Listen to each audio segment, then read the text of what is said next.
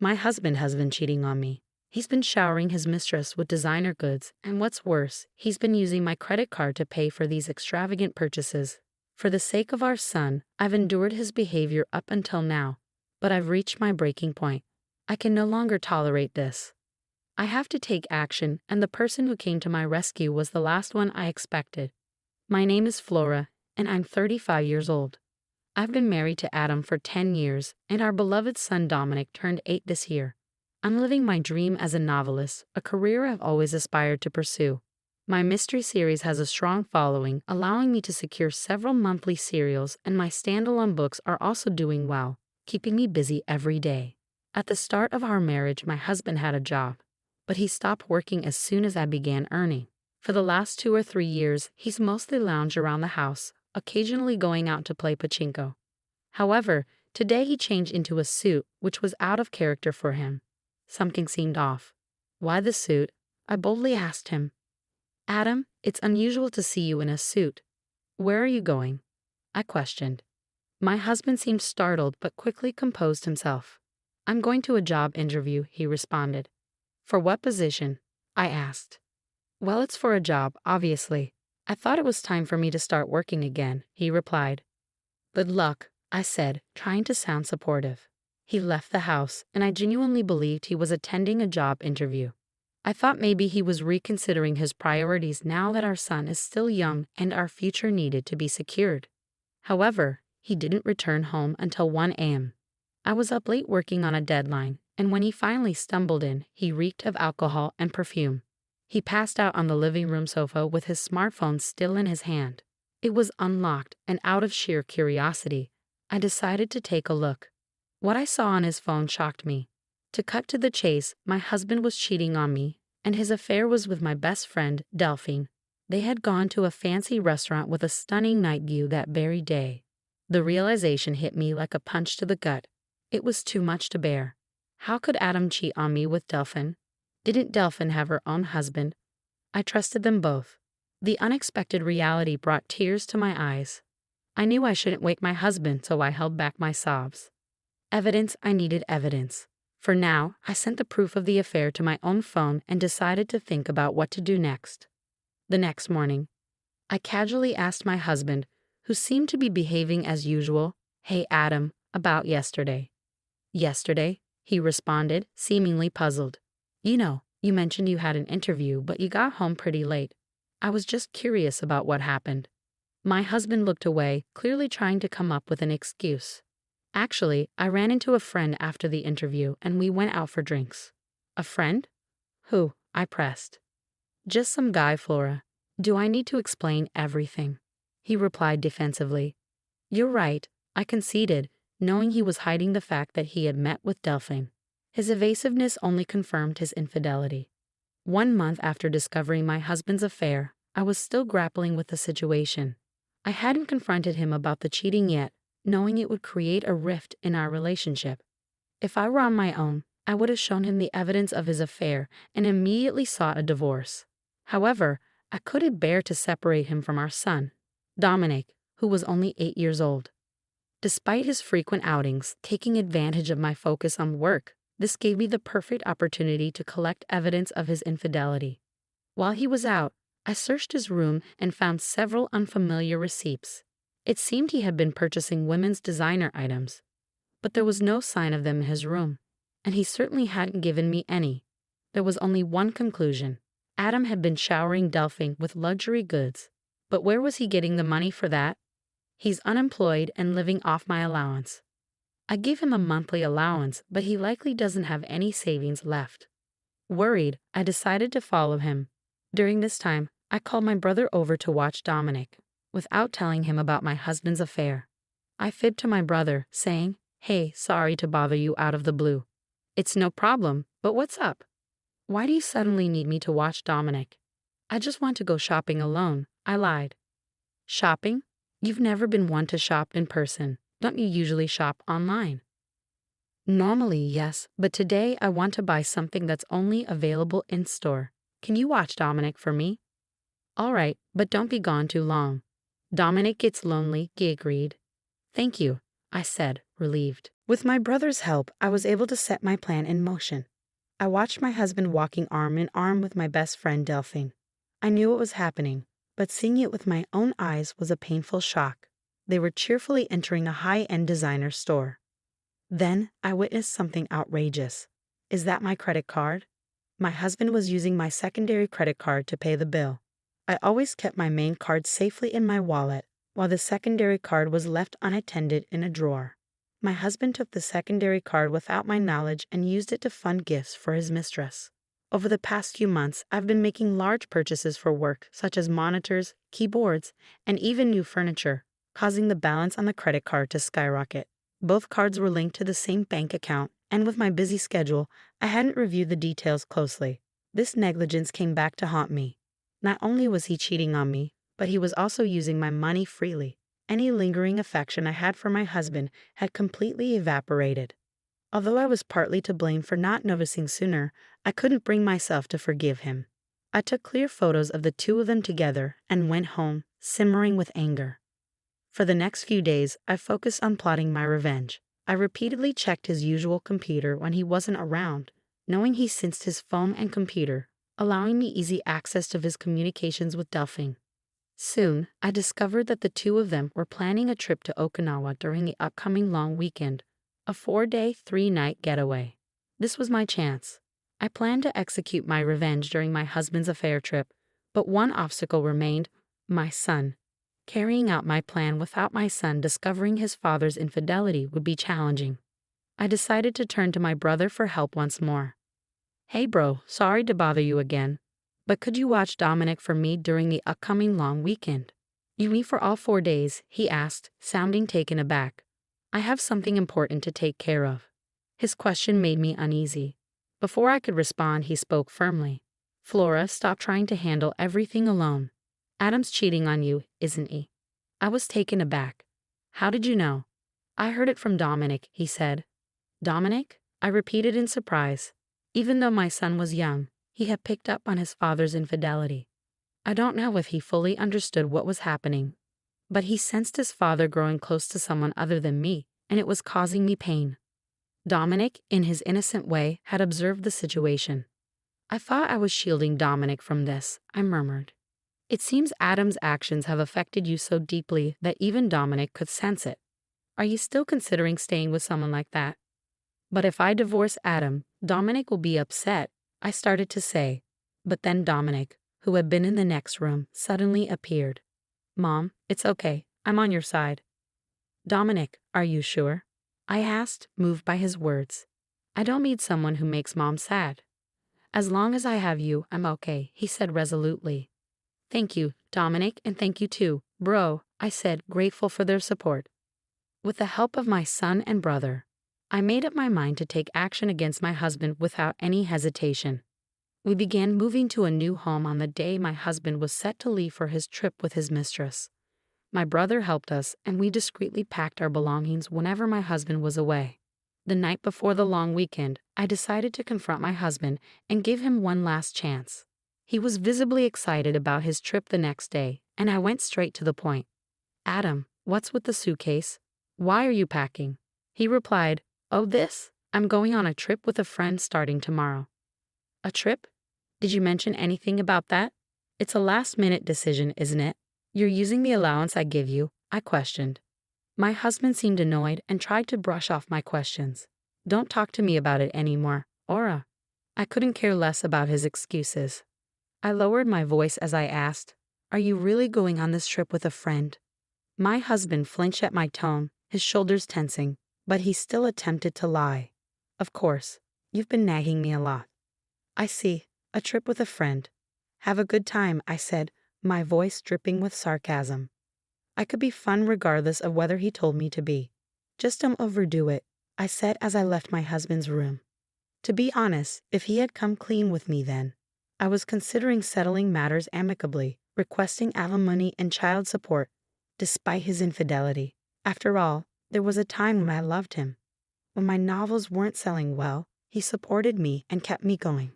I didn't want to harbor hatred or resentment toward him. However, after everything he's done, I can't afford to remain calm. For the sake of my son and my future, I need to end my relationship with him. There's no point in holding back any longer for a man who continually lies. The following morning, my husband had already left for his trip. I opened the drawer and confirmed that he had taken my credit card as usual. I immediately contacted the credit card company, reported the card as lost, and requested an immediate block on its use. My son woke up and I greeted him, "Good morning." He responded with a beaming smile. "Mom, today's the day, right?" "Huh?" I asked. "We're moving to our new home today, right?" he said, his eyes sparkling with excitement.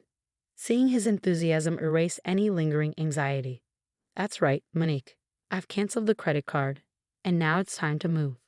"Yeah, I'm excited for our new home," he said. Thanks to my brother's help, the move went smoothly. My son and I settled into our new home, while my husband's belongings were sent to a designated location. The next day, we were all relaxing at the new house with my son and brother. I got a call from my husband. "Hello? Flora, is that you? Could you transfer me some money? I've spent more than I planned, and now I need some extra cash." He likely couldn't use the card since I had frozen it, so he was asking me for money without directly mentioning the card. His request disgusted me. "Didn't you say you were going to stick to your allowance?" I asked. "Come on, don't say that. I can't enjoy my trip alone if you do that," he whined. "Alone? Don't you meet with Delphin?" I shot back. My husband seemed taken aback. "What are you talking about? Who's Delphin? What's going on with the card? It's pointless to play dumb. You're all over the place. Your lies aren't working," I snapped. "It's clear you've been cheating on me with my best friend Delphine. Did you really think you wouldn't get caught?" "This is what it looks like. It's not cheating," he tried to justify himself. My anger flared at his attempts to make excuses, oblivious to the presence of my brother and son. I didn't hold back, letting my fury loose on him. I had been holding in my anger for too long. "Stop making excuses. You have a family, yet you chose to have an affair with another woman and misuse someone else's credit card. Do you realize how low you've sunk?" "Flora, let's calm down," my husband tried to say. "Calm down? How can I stay calm when I'm talking to the person I despise most in the world? Let me make this clear. I have no intention of forgiving you or offering any help. You and the woman you cheated with can go straight to hell. Don't you dare show your face in front of me or Dominic ever again." I hung up the phone abruptly, cutting him off. Shortly after, Delphine, the woman he cheated with, called me. "Flora, what are you doing?" she demanded. "Delphine, long time no see. How's your trip with your best friend's husband going?" I retorted. "Shut up. Explain yourself." "What are you talking about?" "Don't play dumb. You sent Adam's belongings to my house, didn't you?" "Yes, during our move, I had shipped my husband's things to Delphine's house, knowing she was the one he had the affair with. Since Delphine was married, her husband was naturally at home. I had done it on purpose, sending all of Adam's belongings to her husband along with a detailed letter explaining the situation. As I shouted at Delphine over the phone, nearly breaking the speaker, I expressed my anger. "Are you serious? My husband found out, and Isn't that expected? You're having an affair even though you're married. My supposed best friend did such a disgraceful thing. You're the worst. I'm incredibly disappointed in you." "Excuse me?" she responded, taken aback. "I think that's my line," I retorted. "You were the one having an affair with my husband. Do you think I forgive you for that? Who showed disrespect first?" "Flora, I wasn't serious. It was just a fling. There's no way I'd settle for a jobless loser like him. Whether you were serious or not doesn't matter to me. I'm divorcing him soon. Your affair is a fact, and I won't forgive you. I'll be demanding the maximum compensation from you, so be ready." "Compensation? What? I didn't agree to that. Why should I pay compensation? It's natural. You did something that warrants it." "Wait, I'm a housewife. I can't afford to pay compensation." "I don't care. That's for you to figure out. Maybe you can beg your husband for help, though that doesn't seem likely." "Wait a minute, Flora, please," she started to plead. But I cut her off. "Goodbye." I hung up on her and blocked her contact. I finalized my divorce through a lawyer and demanded compensation from both my ex-husband and Delphine. I claimed child support and the money he had spent on the credit card without my consent. Delphine, saddled with debt from the compensation payments, was served divorce papers by her husband and reportedly kicked out of their home. She tried relying on her family but was turned away. As a result, she's now working night shifts and struggling to make ends meet. My ex-husband attempted to lean on Delphine, but she blamed him for causing her divorce. Their relationship quickly disintegrated, and they went their separate ways. As for my ex-husband, he's now juggling several part-time jobs just to get by day to day. Having been unemployed for so long, finding a stable job won't be easy. If he ever falls behind on compensation or child support payments, I won't hesitate to take action to collect what's owed. Meanwhile, my son and I are thriving in our new home. He's growing up fast, and each day is full of new experiences. I aim to continue showering him with love and shield him from any sadness. All right, everyone's presentations are done.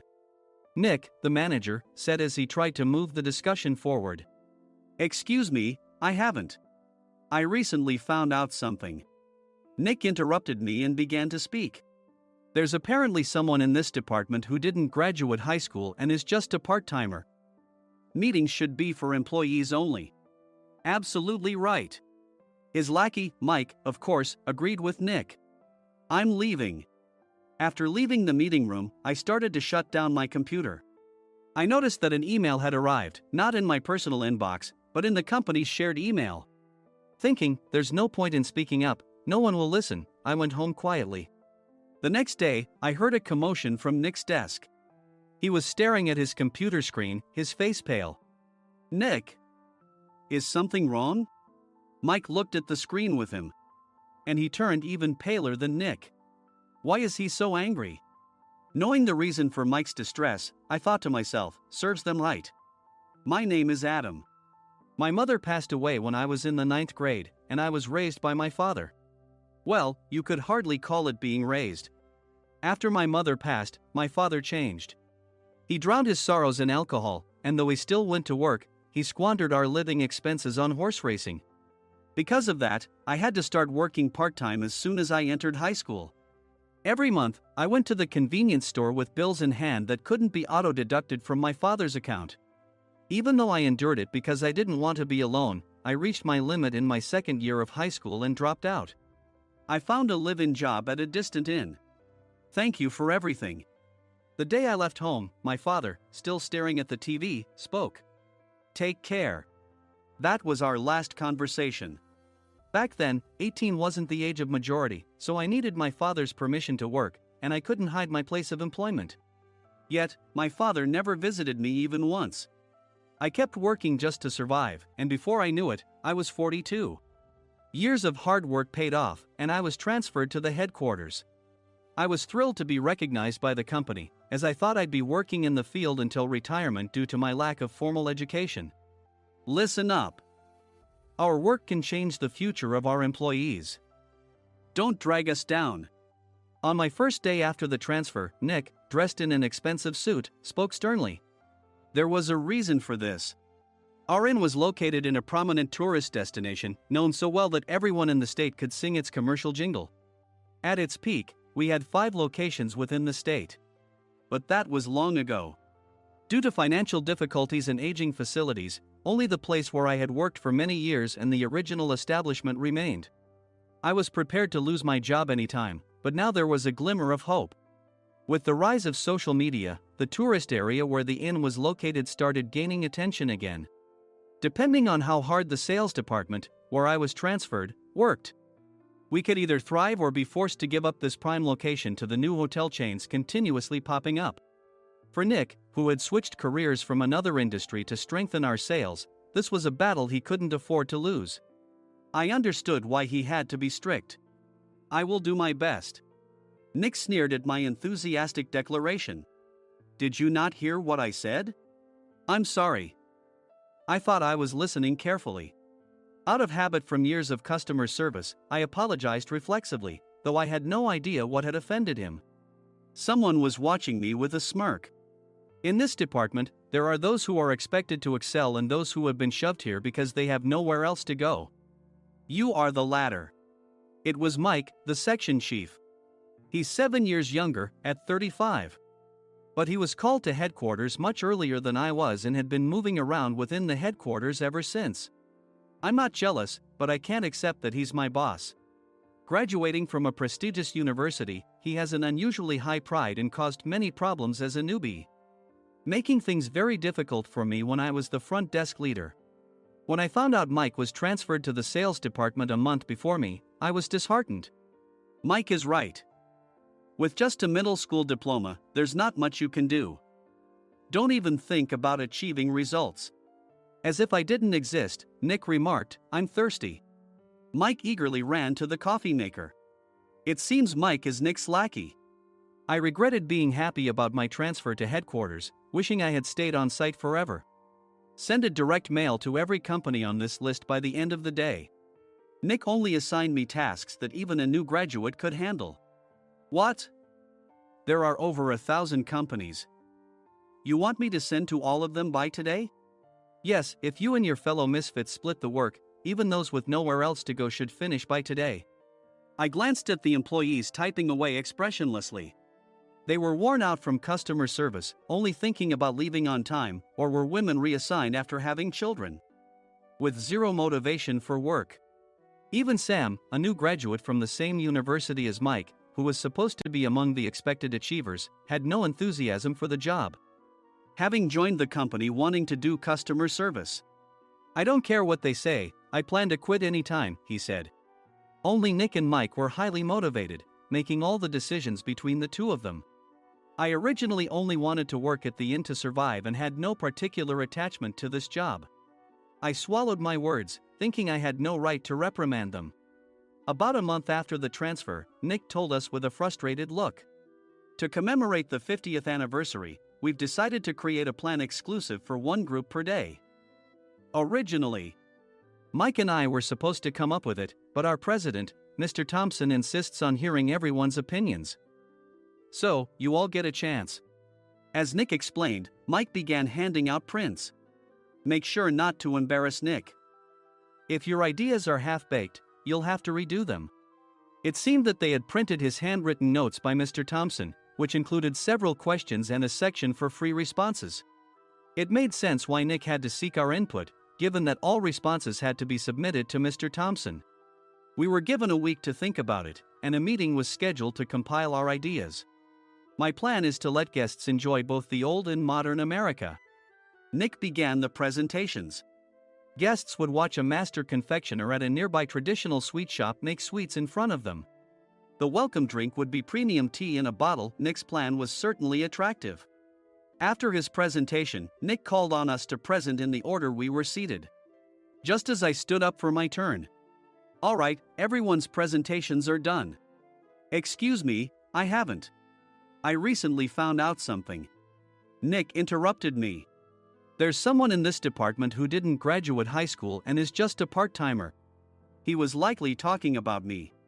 I joined the company as a part-timer and was made a full-time employee when I turned 20. That was 20 years ago, so Nick and Mike probably had no chance to know until recently. Meetings should be for employees only. Absolutely right. After that, Nick kept creating opportunities to solicit everyone's opinions, purposefully excluding me from speaking. The meeting unexpectedly heated up and went past the scheduled end time. A few people asked to leave, and the discussion continued with the remaining few. "Still here?" Normally, you'd leave in that situation. Though I had no attachment to the job initially, hearing kind words from customers made me want to make them happier. For someone like me, with nowhere to go, the inn was my home and customer service was my life. I felt pathetic about my current self. "I'm leaving." I left the conference room and started shutting down my computer. I noticed an email had arrived, not in my personal inbox, but in the company's shared email. Thinking no one would listen to what I had to say anyway, I quietly went home. The next day, while preparing the DM as instructed, I heard a commotion from Nick's desk. In his haste to stand up, he hit his knee on the desk. He stared at his computer screen, his face pale. "Nick, what's wrong?" Mike, thinking he should be the first to rush over, approached Nick while still wearing his coat. He peered at the screen with Nick. And he turned even paler than Nick. Why is he so angry? Who is responsible for this company? Nick, more irritated than ever, asked, and Mike answered without checking. "Probably Sam." Sam wasn't there because he was attending a morning training session for new hires. Nick gave up on getting angry and returned his gaze to the screen. They were looking at an email that arrived right after the end of the working day yesterday. Apparently, no one, including me, had checked it before leaving. The email was from a large company that used us for their annual employee trips. The president and executives of that company also frequently used our services personally. President of the company, Mr. Mason himself, had declared that neither he nor his company would ever use our services again. Well, some companies cancel their employee trips or stop using our services due to financial struggles. Let's just move on. Mike kept wiping the sweat from his forehead with a handkerchief. Knowing why Mike was so agitated, I quietly watched their interaction. Do you know how much revenue we get from that company? We can find other guests to fill the rooms, but we'll lose the banquet costs, gift shop revenue, rental car fees, and more.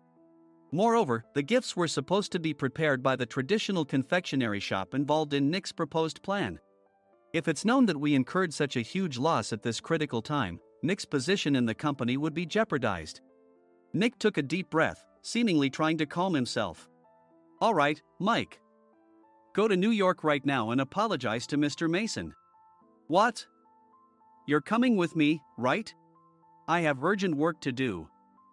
I trust you, which is why I'm entrusting this to you. Please. Mike, believing Nick's sincerity, agreed with a determined look on his face, saying, yes. That's Nick for you. Even if Mike went to apologize, Nick would shift all the blame onto him if the client didn't change their mind. Well, it was Mike's fault to begin with, so it served him right. About 3 hours later, Sam answered a call from somewhere and repeatedly apologized, saying, I'm very sorry. Everyone watched to see what was happening. After ending the call, he informed Nick with a weary tone. When Mike arrived at the client's company, he only made things worse, further infuriating Mr. Mason. He was demanding, get his boss here immediately. It was no wonder Sam was exhausted, dealing with such a call right after returning from training. What is that idiot doing? All right, Adam, you're coming with me.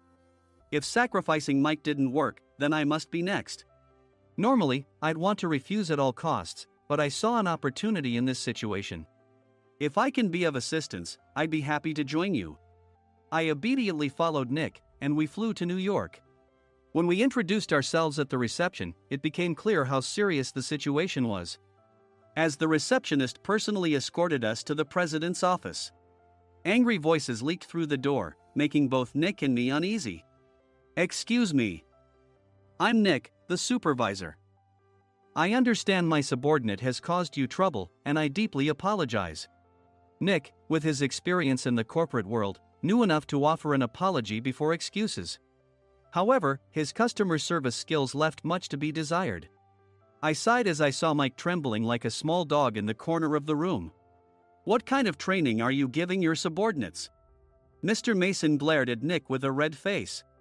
The intensity of his gaze made even Nick take a step back. Regrettably, I joined this company only 2 years ago and was unaware of Mike's issues. I should have identified his shortcomings sooner. Indeed. I should have realized sooner. No sensible person would come to apologize and then give a lengthy presentation on the drawbacks of not using their in. Nick froze, his mouth slightly open. Suspecting the worst, I picked up the documents that had fallen to the floor. It seemed Mike hastily prepared these documents on the plane, listing the disadvantages.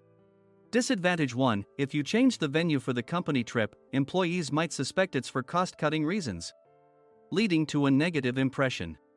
Reading it aloud half-jokingly, Nick snatched the papers from my hand and checked the contents with a furious expression. Among the stack of documents was a receipt from a nearby convenience store's copy machine. I felt a pang of dread, hoping he hadn't shown the receipt as well.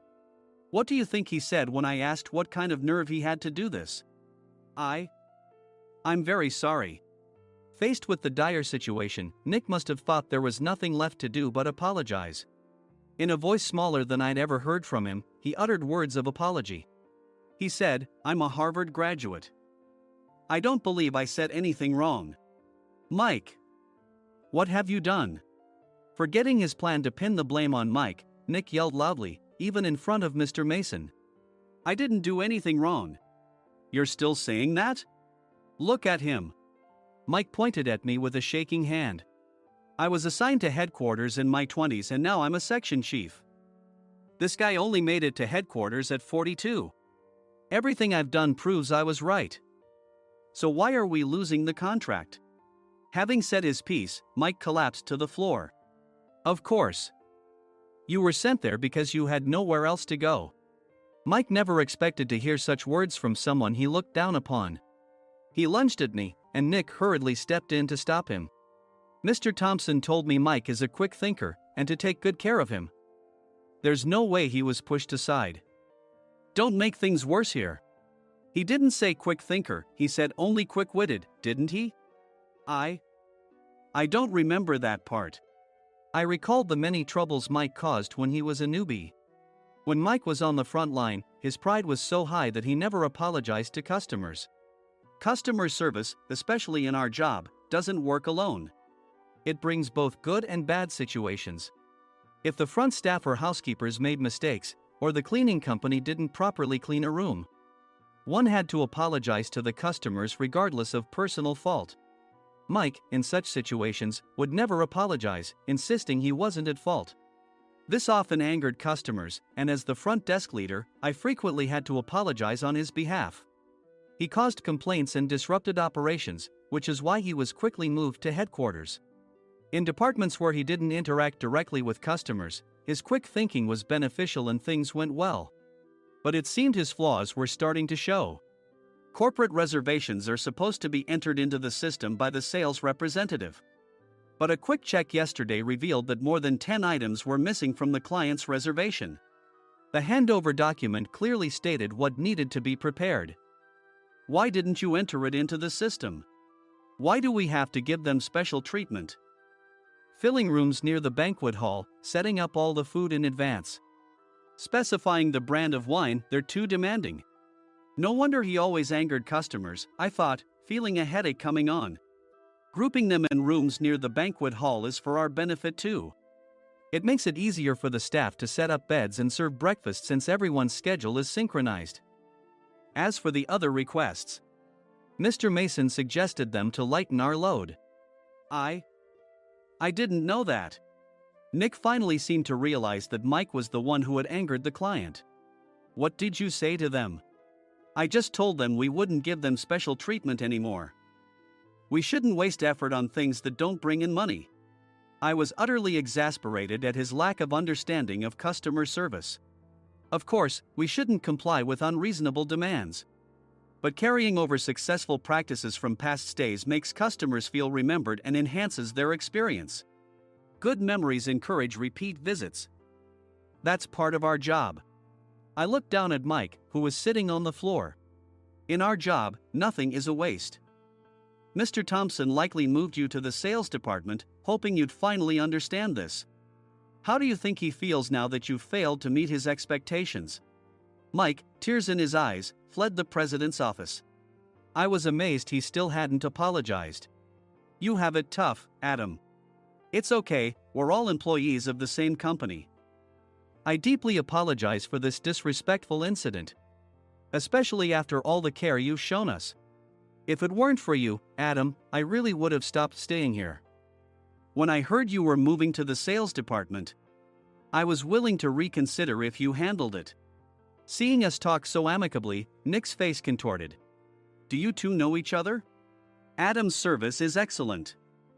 I always requested him specifically. Normally, we don't accept specific staff requests, but we made an exception for Mr. Mason, adjusting my shifts accordingly. He had personally stayed at our hotel just before my transfer, and during casual conversation, I mentioned, I'm moving to the sales department soon. If I hadn't told him then, things could have been much worse. Please continue to take care of us. I look forward to it. On the return flight, Nick awkwardly offered me a can of beer. It's still working hours. Of course, I had no intention of forgiving him for a single beer. Nick might try to pin everything on Mike and avoid any consequences. While pondering this, a startling fact came to light. Nick, the tea bottles for the plan have arrived. I handed Nick a bottle labeled with our inn's name. They look good. What are you talking about? These are plastic bottles. I had assumed we would use the trendy, high-end bottling tea. But what arrived were ordinary plastic bottles of tea with customized labels. The only unique aspect was the label, which had the inn's name, making it look customized. Upon further investigation, I discovered that a substantial amount of money was set to be paid to the tea company. It was priced like bottling tea. Does this plastic bottle really cost $100 each? The tea inside is specially blended for us. The extra cost is for that. Wouldn't it be better to use another tea company? Or is there a specific reason we must use this one? As Nick continued to make excuses, I showed him a printed email. I informed the tea company's president, Mr. Mitchell, that we discovered irregular payments and he confessed. He said you two were high school classmates and planned to split the extra money. That idiot. Why did he confess? That's not important. You should worry about yourself, this could turn into a police matter. Opening the bottle cap, I suggested. How about calming down with this tea? It supposedly has a relaxing effect. Nick drank the tea frantically. In the following days, decisions were made about their fates. Mike was reassigned to the General Affairs Department, with no chance of transfer or promotion, as per Mr. Thompson's orders. As for Nick, since the payment to the tea company hadn't yet been made, he narrowly avoided legal trouble. Instead, he was encouraged to leave the company, and to avoid further complications, Nick submitted his resignation. Rumor has it that connections between HR departments have made it difficult for him to find new employment. Even though it was good to have those two gone, something unexpected happened in the sales department. Everyone became motivated and united in refining the 50th anniversary plan. In the end, my plan was adopted. We collaborated with the Tourist Information Center to provide personalized guides. The plan, tailored to the number of guests, was truly special for the 50th anniversary. Hey, is Adam's family coming to stay? I immediately booked that special plan for my family. Sam noticed it on the reservation list and quickly picked up on it. Yes, I'm inviting my father. That's great. I might invite my parents too. I lacked the courage to face my father just as Adam. But here, with the confidence Mr. Mason praised, I felt ready. The 50th anniversary plan was a perfect opportunity to reconnect with my father. I hoped to bring back the days when we could laugh together as we once did.